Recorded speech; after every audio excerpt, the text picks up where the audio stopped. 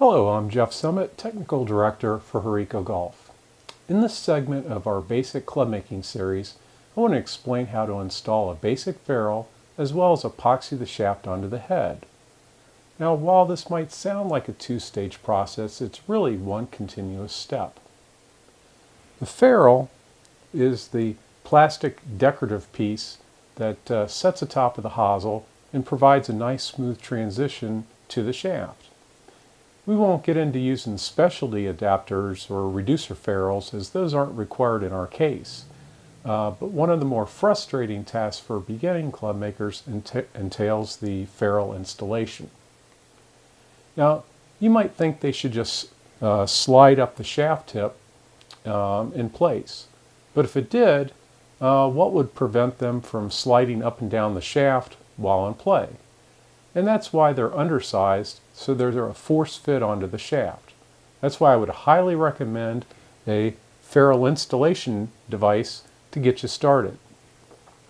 Now, one of the first things we need to do is mix the epoxy, because the epoxy is going to act as a lubricant and help the ferrule onto the shaft. Plus, what little gets in between the shaft and the ferrule will prevent it from sliding up and down the shaft.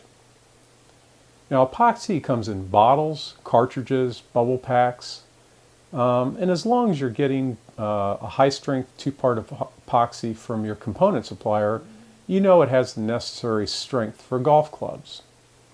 It's important to read the directions too. Some are mixed by volume, some are mixed by weight. The latter will require an accurate gram weight scale. Also, some are mixed 1-to-1 by volume and others 2-to-1. The high-strength epoxy I'm going to be using in this segment is a 1-to-1 by volume.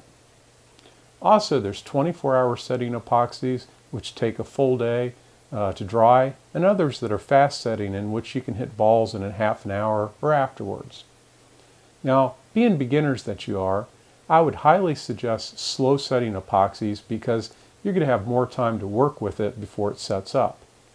Save the fast setting epoxies to the professionals in the tour vans. Next, I'm going to lay out a strip of masking tape on my table and draw out equal length beads of my epoxy.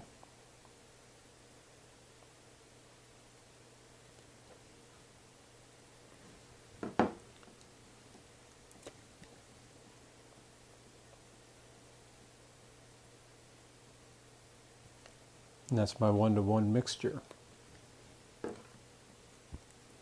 Mix it up really good.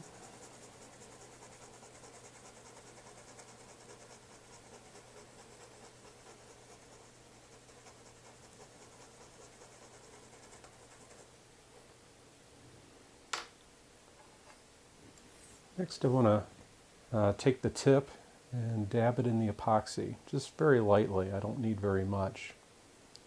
And then I can get my ferrule started on there.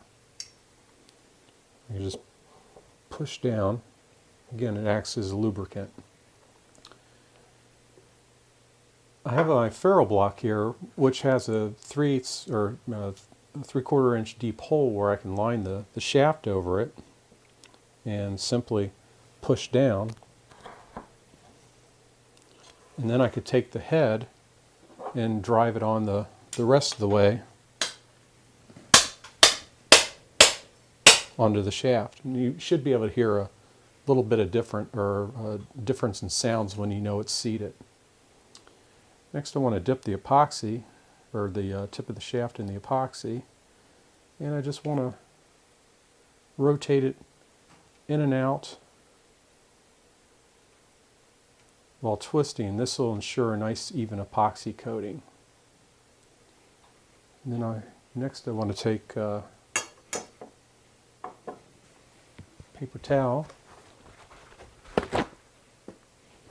and clean up the excess.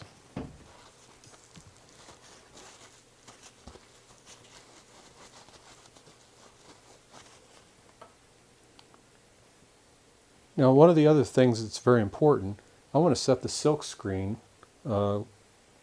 down so that it's pointed toward the toe. And once I've got that in position, then I'm going to set it aside to dry. Then I could start on the next club.